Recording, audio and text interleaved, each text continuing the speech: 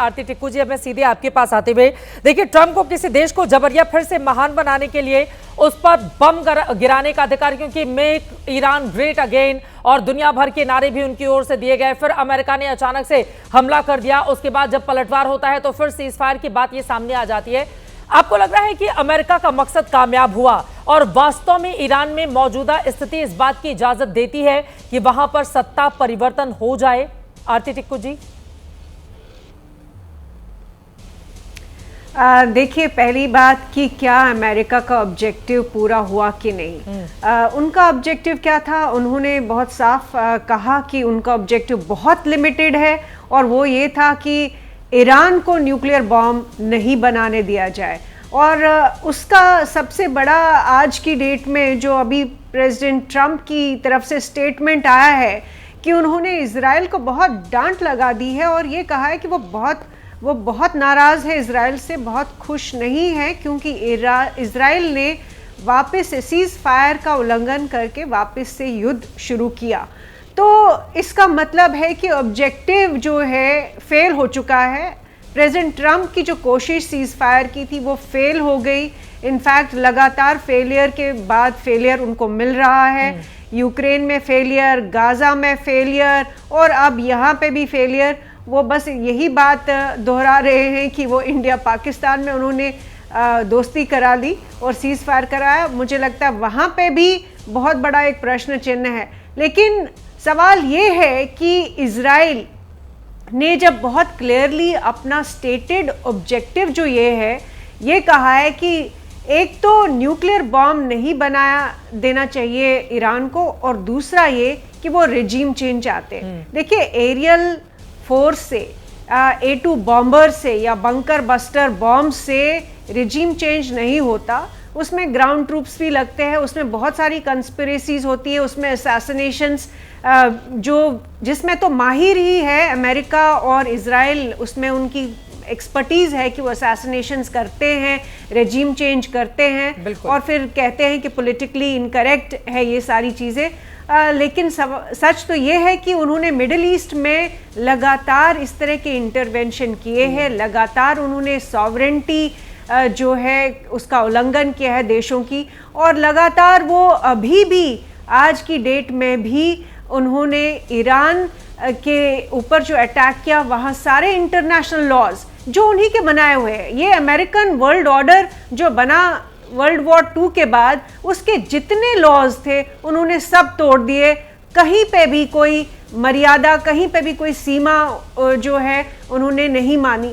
अब सवाल ये है कि जो ईरान में आपके अभी पहले पैनलिस्ट जो बोल रहे थे कि रेजिम चेंज की बात हो रही थी और ईरान के लोग खुश है कि नहीं, देखिए मैं ये मानती हूँ, इनफैक्ट किसी भी अगर आप पॉलिटिकल थियरिस्ट को या इंटरनेशनल थ्योरी में अगर आप समझे कि जब अगर अंदर किसी देश के अंदर रूलिंग पार्टी भी होती है, ऑपोजिशन भी होता है और अंदर बहुत डिस्कंटेंट भी चलता है, लेकिन जैसे ही एक एक्सटर्नल फोर्स किसी कंट्री पे अटैक करती है तो लोग सब अपनी जो अंदरूनी मसले हैं वो भूल जाते हैं और वो इकट्ठा हो जाते हैं, कंसोलिडेट हो जाते हैं। अब यही अगर इसका उदाहरण हमारे सामने बिल्कुल है कि ऑपरेशन सिंदूर हुआ, हमारे भीतर जो भी ऑपोजिशन थी, जो भी मसले थे, वो सब भूल के ऑपोजिशन इंडियन गवर्नमेंट को डिफेंड करने गई इंटरनेशनल लेवल पे। ये कंसोलिडेशन जो है, जब एक्सटर्नल फोर्स की वजह से एक अटैक आता है वो कंसोलिडेशन होती है। इसलिए ये कहना कि ईरान के अंदर बहुत लोग दुखी होंगे, लेकिन मुझे लगता है अमेरिका और इजराइल ने उनको एक मौका दिया सबको इकट्ठा होने का। दूसरी बात ये कि ईरान में अगर और असैसिनेशंस होती है, वो खमेनी की हो या उनके ऑलरेडी 60-65 कमांडर जो है वो मारे गए हैं, असैसिनेशंस हुई है, और अगर और ज़्यादा असैसिनेशंस होती है तो 2-3 ऑप्शंस ये है, 2-3 प्रोबेबिलिटीज़ जो है। एक प्रोबेबिलिटी ये है कि जो सबसे ज़्यादा हार्डलाइनर ईरान एस्टैब्लिशमेंट में है, ईरानियन एस्टैब्लिशमेंट में है, वो खड़े हो सकते हैं। क्योंकि आप देखिए वही हार्डलाइनर आज जो मॉडरेट्स ईरान के बीच में थे या इरानियन एस्टेब्लिशमेंट में थे, जो वेस्ट के साथ बात करना चाहते थे, नेगोशिएट करना चाहते थे, इनफैक्ट नेगोशिएशंस के पीछे उनकी जो काफ़ी प्रेशराइज करके जो नेगोशिएशंस चल रही थी यूएस और ईरान के बीच में, 6th राउंड ऑफ नेगोशिएशन चल रहा था, जब अचानक से इजराइल ने इन पे अटैक किया, ईरान पे अटैक किया, और उसके बाद हमने देखा कि क्या हुआ। तो उस सारे सिनेरियो में जो हार्डलाइनर है वो तो यही अपने मॉडरेट्स को कहेगा कि देखिए आपने बहुत बात की अमेरिका के साथ, बहुत बात की आप लोगों ने पूरे वेस्ट के साथ, लेकिन उसमें से कुछ निकला नहीं। उल्टा अभी हमारे पास बॉम्ब है भी नहीं, न्यूक्लियर बॉम्ब है भी नहीं, तो हमारा जो डेटरेंस है वो आज की डेट में ज़ीरो है, नॉन एग्जिस्टेंट है। और उसके चलते हुए हार्डलाइनर्स पूरी कोशिश करेंगे कि वो न्यूक्लियर बॉम्ब सीक्रेटली बनाए। वैसे भी सिर्फ हार्डलाइनर्स की बात नहीं है, वो एक देश के भीतर अगर दूसरे देश की ओर से आक्रमण किया जाता है और दूसरे देश वो हैं जिनके पास ऑलरेडी न्यूक्लियर बॉम्ब है, वो आरोप लगाते हुए हमला करते हैं और कहते हैं कि हम आपको नहीं बनाने देंगे, तो उसकी चाहे वो आवाम हो, हुक्मरान हो, उसके विपक्ष के लोग हों, जब अपने देश की बात आएगी तो वो पलटकर ये सवाल दूसरे देश से पूछेंगे कि आप कौन होते हैं हमारे देश में सत्ता परिवर्तन कराने वाले, हमारा देश न्यूक्लियर बॉम्ब बनाए या नहीं बनाए इसको लेकर। क्योंकि अगर ईरान इस बारे में सक्षम हो जाता है तो यकीनन इजराइल भविष्य में उसके ऊपर किसी भी तरह के आक्रमण से बचेगा या 20 बार सोचेगा। ऐसे में ईरान की ओर से क्या इस दिशा में कदम अब और तेजी से बनाए जाएंगे? लेफ्टिनेंट जनरल शंकर प्रसाद जी, मैं आपके पास आऊंगी, लेकिन जल्दी से अपने दर्शकों को बता देते हैं 12वें दिन इस युद्ध की बड़ी बातें जो निकलकर सामने आई। पहला ये कि खामनेई सरकार को हटाना अब इतना आसान नहीं रहने वाला, जिसका जिक्र बार बार राष्ट्रपति ट्रंप की ओर से किया जाता था। इजराइल का एयर डिफेंस अभेद्य नहीं है, यह बात भी निकल कर आई है। ईरान के मुकाबले इजराइल जो बहुत ताकतवर होने की बात बार बार कही जा रही थी, यहां पर इजराइल को जिस तरह का नुकसान पहुंचा है उससे यह बात भी साबित होती है।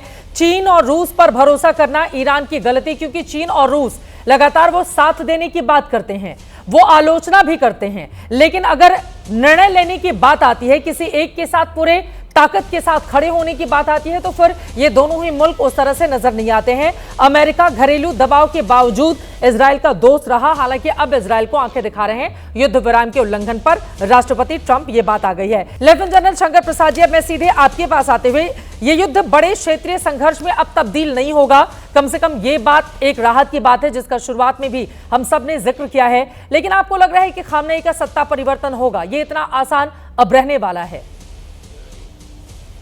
देखिए, सत्ता बदलना, गवर्नमेंट बदलना इतना आसान नहीं है, और इसमें एक बात समझने की, दीपक बोहरा साहब कह रहे हैं कि होगा, ये डिप्लोमेट हैं, शायद ये कहते हैं कि सच ही कह रहे होंगे, ठीक कह रहे होंगे, लेकिन आप एक बात समझ के चलिए कि रेवोल्यूशनरी गार्ड जो कि कम्प्लीटली अयतुल्ला के साथ है, जो कम्प्लीटली सरकार चलाती है, जब तक वो पावर में रहेगी तब तक सत्ता पलट कैसे होगा?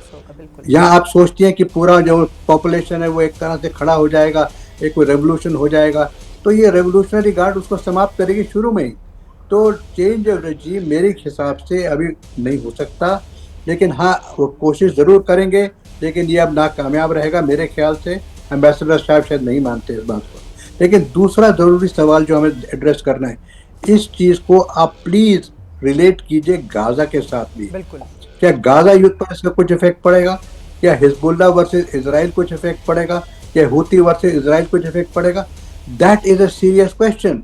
इसमें इजराइल करता है, शुरू से कह रहा है कि हमारी जो मेन दुश्मनी है, जो जड़ है इस पूरी प्रॉब्लम की, वो ईरान है। These are all proxies of Iran. Iran हमें चारों तरफ से घेर के मारना चाहता है। इसी वजह से अगर ईरान के पास किसी स्टेज पर न्यूक्लियर वेपन आ गया तो ईरान की तो पॉलिसी, स्टेटेड पॉलिसी है कि हम इजराइल को यहाँ रहने नहीं देंगे, इनको बर्बाद कर देंगे। This is not their place.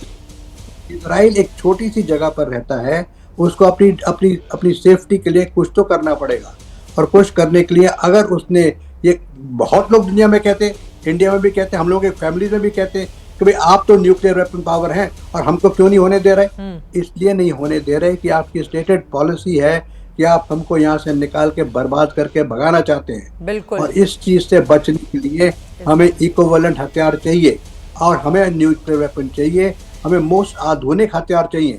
आज की तारीख में आप वर्ल्ड में देखेंगी the most advanced military technology is available only in Israel and maybe some other 1 or 2 countries. बिल्कुल। तो ये सब चीज़ें देखते हुए मैं समझता हूँ कि जो भी होगा, चाहे अमेरिका हो चाहे इजराइल हो, वो इस ईरान के लिए न्यूक्लियर कैपेबिलिटीज को दोबारा नहीं आने देंगे। उन्होंने अभी करंटली 8-10 साल के लिए पीछे कर दिया है और हो सकता है कि अगर दोबारा इस लेवल पे पहुंचे तो दोबारा इस तरह की हरकत होगी। जब तक कि nuclear treaty Israel Iran America के साथ नहीं करता, ये कार्यक्रम चलता रहेगा। प्लीज अंडरस्टैंड कि terrorist groups in Middle East are very active, very aggressive, very well armed, very well supported by Iran. वो कुछ भी इस पूरे युद्ध का इजराइल के लिए भी ये संकट की बात है, क्योंकि ईरान के हुक्मरानों की ओर से इजराइल के संदर्भ में जिस तरह के बयान दिए जाते हैं, यकीनन वो अपने आप को, अपने लोगों को बचाने के लिए इस तरह की परिस्थिति पैदा करता रहेगा, क्योंकि ईरान के जो बयान सामने आते हैं वो भी यकीनन मौजूदा वक्त में हैरान करता है।